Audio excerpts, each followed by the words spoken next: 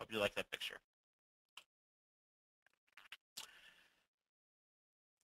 Here's the true story. Last fall, we reached out to a former client. We're simply trying to reestablish that relationship. They had a need, right? We had a solution. Voila, we had a match. This year, that client experienced a major reorganization, sharp budget cuts, and everything else that comes along with that. But because this time, unlike before, because this client used to be inactive, now this time we maintain contact with this client. This time around, it was different. We learned about their new challenges almost immediately. So what did we do?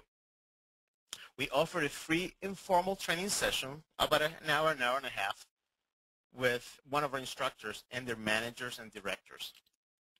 Understanding and knowing what they were facing, we just used a very transparent approach to discussing the benefits of adapting a particular solution, in this case training, throughout the entire organization and issue a challenge to them to do it.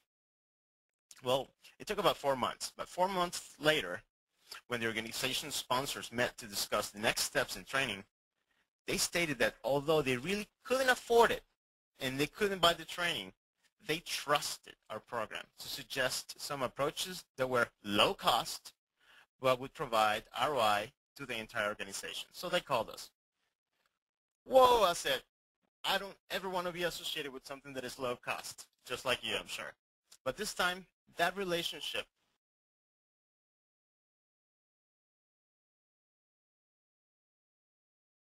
we proposed implementing a training solution for all associates, which is about 110 people, and for all the managers and directors, which is about another 20. Pretty bold for a low-cost request, huh? Well, the learning outcome or the goal of this solution was to create an organizational effectiveness strategy by refocusing employee efforts on maximizing their strengths in the workplace.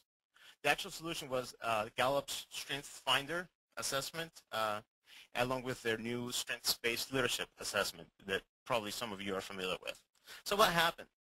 Our initial 1.5-hour freebie resulted in 4 days of paid training. But most importantly, it resulted in a deeper level of commitment from that organization and a totally new perspective in our ability to add value from something other than traditional instructor-led training. What a great feeling that was. Just creating something completely unconventional, a new solution that met their needs and that kept that relationship. Isn't this the type of success you want to be experiencing in your programs? You can. Just go for it. Be creative. This wraps up the second section, and I want to make sure we keep in time. We have about 7 minutes left. So let's hear what questions you may have for this part. Jana, you have some questions? No, we still have everyone on the same page, so no questions. All right, so I'm either being very clear or the accent's getting in the way. So I hope we have some questions towards the end. Hopefully we'll be able to address those. Moving right along. Thank you, Jana, and everybody. So here we are at the beginning of the third part of today's webinar. What are we talking about here? Well, remember, our goal is to maximize corporate relationships, and this is just another way of doing it, by connecting. Let's have a look. We can maximize our relationships through different resources.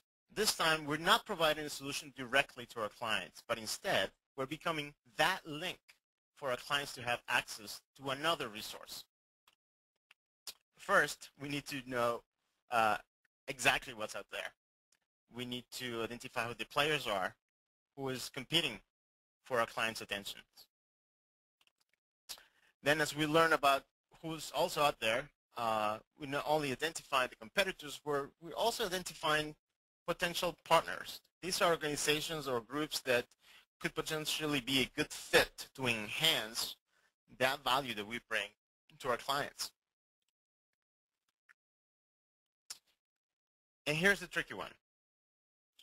Position your program with something new, fresh. Yes, this can be probably the toughest one of them all, but it's also the strongest option for your program to be better positioned to increase the value to the clients, to continue to grow the program, to generate more business, to maximize those accounts. So we're ready to go into the details for this.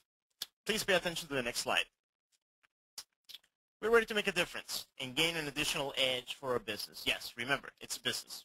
So our awareness is key for the success of our positioning. You probably know exactly who your competitors are in your market. For greater positioning, however, meaning for us to be perceived as a resource beyond our training solutions, we also need to identify a couple of things. First, what additional needs do our clients have? Needs that make sense for us to support, even indirectly. These are related to their business specifically or their operations. So if you group your clients by industries or find some sort of commonalities based on what we know about them, we're able to come up with a list of potential needs. We can also just simply ask them. The goal here is to better understand our clients' needs beyond those that we immediately cater to or naturally would cater to. So the purpose, again, identifying key areas that we can also support. So who are the local organizations that attending to those needs of our clients? Again, let's group them and identify them based on whether it's training, staffing, function-specific, regional groups, etc. Maybe you want to think in terms of associations too, like SHRM, like Society for Human Resources Managers, or ASTD in training. This is just the first step. Again, just think of this as doing your homework. Who's around you? Look, here's the next step. Now that we know who's around us and what our clients are needing and who supports them, we possibly might be able to identify who we can partner with for a mutually beneficial adventure. In each organization, yours and theirs, if each organization gains some sort of increased value by working together from time to time, we can provide our clients' relationship added value. Otherwise, we wouldn't be able to attain. So bingo, there you have it. You have the right partner when you have that fit. Joining forces is about a good fit. It's about common goals, meeting the needs of your clients, and helping both organizations succeed. The ways in which this model can take shape is up to you. It's pretty much endless. Let's just give you an example. The program that I lead here in Atlanta sponsors a series of breakfast events about 4 times a year in association with SHRM Atlanta. HR? Really? Yes, really. You're probably immediately thinking, well, the people who are attending HR-related functions are not typically our target client. You're right. But with a few exceptions, that's the case. Nonetheless, we found success in having our clients and potential clients equally participate in panel discussions during this breakfast events, serving as presenters, telling their stories. Look at it. It's an opportunity for your program to provide an additional value to those relationships of yours in creating and providing new connections. At the end, you're staying in the game.